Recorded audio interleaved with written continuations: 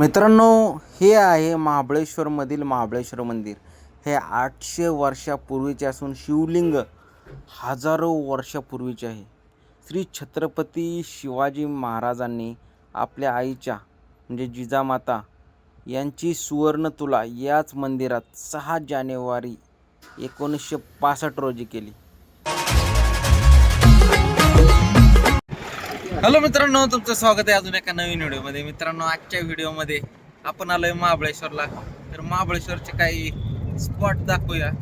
मित्रांनो, महाबळेश्वरला आल्यावर सर्वप्रथम महाबळेश्वर मंदिराचे दर्शन करायचे असा नियम आहे. म्हणजे आम्ही तरी ठरवलेलं. मग आल्यानंतर पहिल्यांदा पार्किंगमध्ये गाडी लावली.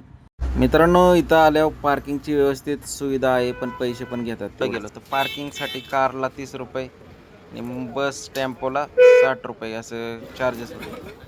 नंतर आम्ही कमानीतून आतमध्ये गेलो.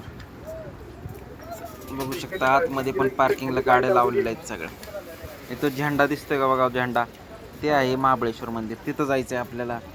तर आतमध्ये जाऊन बघू शकता अशा एक बोळ आहे, मंदिराच्या शेजारूनच जाते. इथं दोन्ही साईडला दुकान आहेत. त्या बोळीतून आपल्याला मंदिराकडे जायला लागतं. इथं गेल्यानंतर स्ट्रॉबेरी, ब्लॅकबेरी, तिथले जे फळं आहेत ते विकायला असतात. ते बघून खाऊशीच वाटतात. तर चला, कोमल आणि यश, कोमलला स्ट्रॉबेरी खाऊ वाटलेली. आलं आहे आपलं महाबळेश्वर मंदिर. महाबळेश्वर मंदिराची एक विशेषता सांगायची म्हणली तर ह्यातले जे शिवलिंग आहे ते रुद्राक्ष टाईप आहे, रुद्राक्षासारखं दिसतं. तर चला, आतमध्ये बघू शकता तुम्ही, CCTVमध्ये तुम्हाला दिसतंय त्याचे फोटो आतमधले पण मी तुम्हाला दाखवतो. तर आम्ही लाईनने दर्शन घ्यायचं ठरवलं.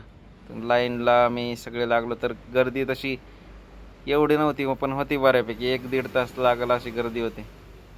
तर चला, बारकी पोरांना सगळ्यांना खाली उतरवलं. म्हटलं चला आता लाईनला लागा. एक साधारण पाऊण तासानंतर आमचा दर्शनाचा नंबर आला.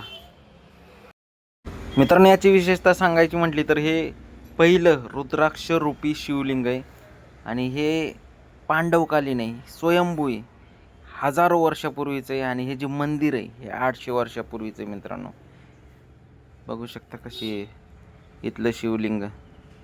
आणि ह्याच्यावर कोणताही ऋतू असू दे ह्याच्यावर पाणी असतंच. मित्रांनो, सभामंडपात हा नंदी आहे आणि बघू शकता मंदिर कसं आहे.